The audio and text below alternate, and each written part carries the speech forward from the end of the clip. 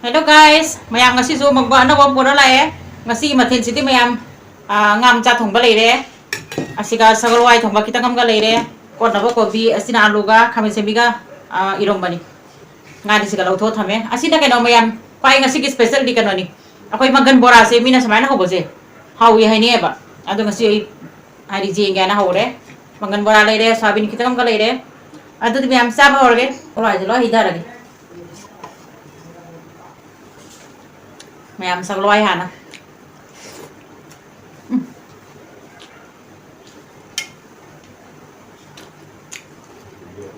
저걸로 하자. 점통금밥, 우띠금밥. 헐디 해니도가 이 자인들이 속도보다 반.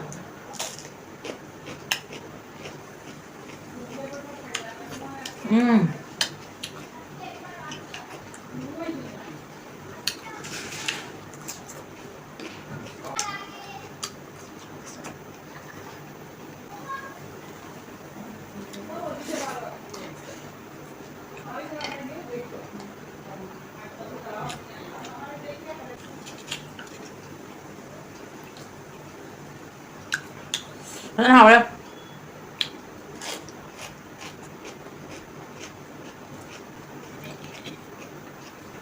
Makan beraja ngasih apa nih?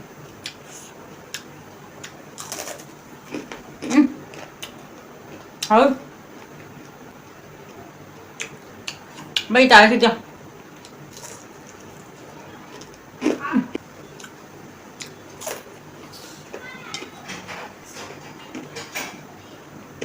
Makan berat dia kuah mana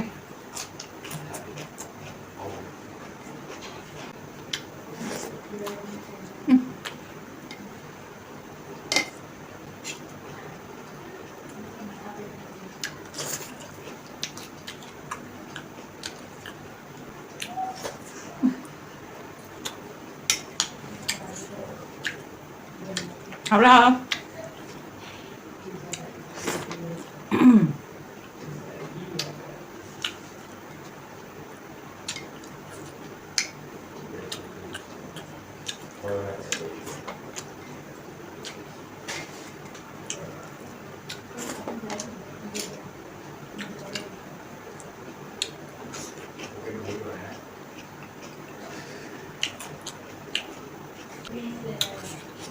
ngai thùng bông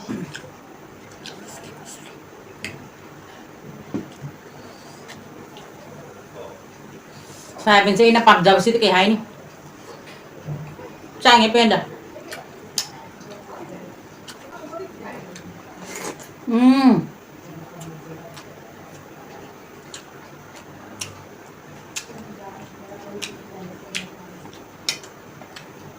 masih ngat sama dia kita ambil topi thong này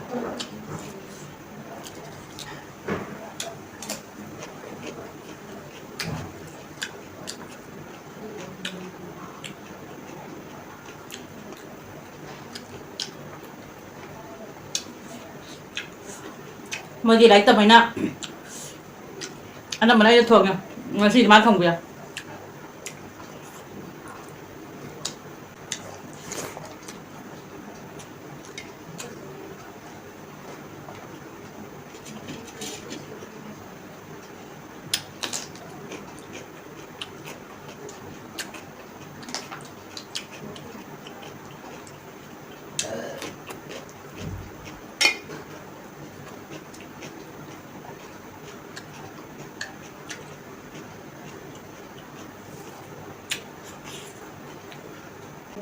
biskut mana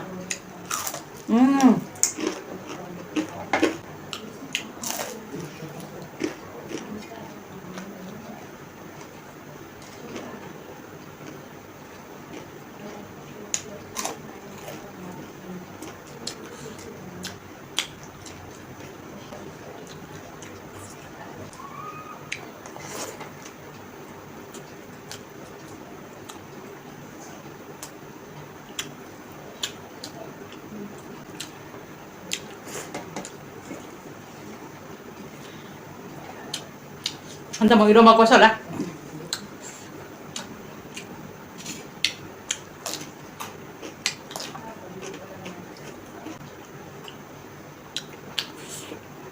好的好的好的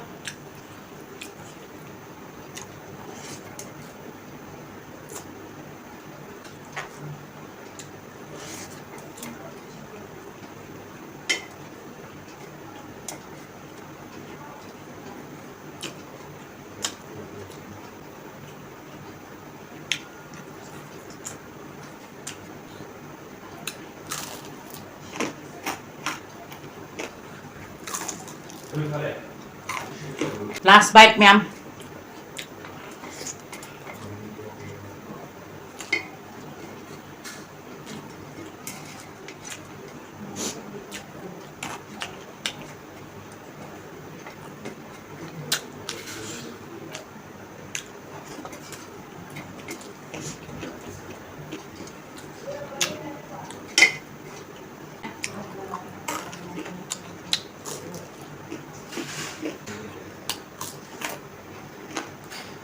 Di man susah Pi kata kalian cuap terus apa nih? Atau di ngasih gua nama thanks selalu selagi. Next video lo mungkin nasi.